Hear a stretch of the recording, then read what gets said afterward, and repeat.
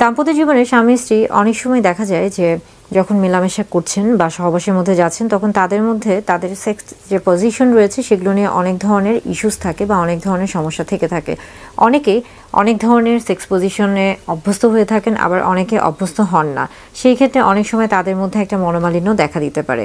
অনেকে জানতে চান যে কোন ধরনের সেক্স পজিশনে স্বাচ্ছন্দ্য বেশি বোধ করা সম্ভব, বা কোন ধরনের সেক্স পজিশনে সহজে বাচ্চা গ্রহণ করা সম্ভব, বা কোন ধরনের সেক্স পজিশনে একঘেয়েমিতা কাজ করবে না। আসলে দাম্পত্য জীবনে স্বামী স্ত্রীর মধ্যে এই যে সহবাসের যে বিষয়গুলি রয়েছে এটা একান্তই তাদের ব্যক্তিগত বিষয়, এবং এই বিষয়গুলি নির্ভর করছে তাদের ব্যক্তির পছন্দের উপরে। আপনি কোন সেক্স পজিশনে সহবাস করতে আগ্রহী বা কোন সেক্সুয়াল পজিশনটা আপনার জন্য সবচেয়ে বেশি ভালো বা আনন্দদায়ক, স্বাচ্ছন্দ্য বোধ করবেন, সেটা নির্ভর করছে আপনার ব্যক্তিসত্তার উপর, আপনার ব্যক্তিগত পছন্দের উপর। কিন্তু তারপরও বেশ কিছু পজিশন রয়েছে যেগুলোর সাথে আমরা অনেকেই পরিচিত। মিশনারি পজিশন এটা সবচেয়ে বেশি ব্যবহৃত হয়ে থাকে বিশেষ করে এশিয়া মহাদেশে, এবং এই পজিশনটিকে বলা হয়ে থাকছে যে ম্যান অন টপ, অর্থাৎ এই ক্ষেত্রে পুরুষ উপরে থাকছে এবং স্ত্রী নিচে থাকছে।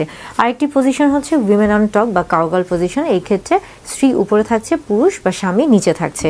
এবং আরেকটা বলা হচ্ছে যে ম্যান বিহাইন্ড, অর্থাৎ এটাকে অনেক সময় কিন্তু ডগি স্টাইলও বলা হয়ে থাকছে। এই ক্ষেত্রে দেখা যাচ্ছে যে পুরুষ পিছনে থাকছেন এবং স্ত্রী বা স্বামী, আমরা যদি বলে থাকি যে ডগি পজিশনে, সেই ক্ষেত্রে দেখা যাচ্ছে যে পুরুষ বা স্বামী তিনি পিছনে থাকছেন এবং স্ত্রী উপর হয়ে থাকছেন।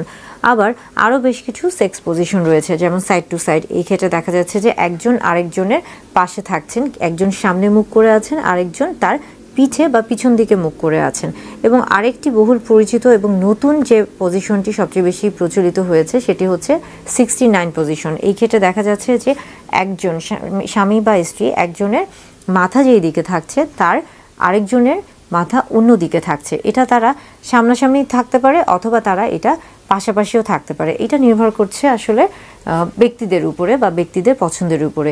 এটা অনেক সময় অনেকেই উপর থেকে এভাবে শুয়েও করতে পারে, কিংবা অনেক সময় দেখা যাচ্ছে যে তারা সাইডে থেকেও করতে পারে।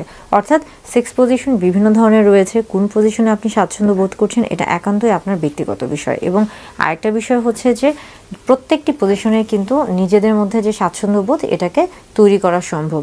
যদি মনে করে থাকেন যে আপনার সঙ্গী কোনো সেক্স পজিশন পছন্দ করছেন না, তাহলে সেটাকে জোর করে করতে চাবেন না। সেই ক্ষেত্রে কিন্তু অস্বস্তিকর একটা পরিবেশ তৈরি হতে পারে। আপনি ব্যথা অনুভব করতে পারেন, অথবা আপনার স্ত্রী বা স্বামী যিনি আছে, অর্থাৎ আপনার সঙ্গী যিনি আছে, তিনিও ব্যথা অনুভব করতে পারে। এই জন্য অবশ্যই যে কোনো সহবাসের ক্ষেত্রে যাওয়ার আগে বা মিলনে যাওয়ার আগে অবশ্যই উচিত স্বামী স্ত্রী উভয়ের মধ্যে আগে কথোপকথন করা, তাদের মধ্যে কনসেন্ট যেটা সেটা নেওয়া, এবং তারা দুজন কিভাবে স্বাচ্ছন্দ্য বোধ করবে সেই বিষয়গুলো নিয়ে খোলামেলা কথা বলা।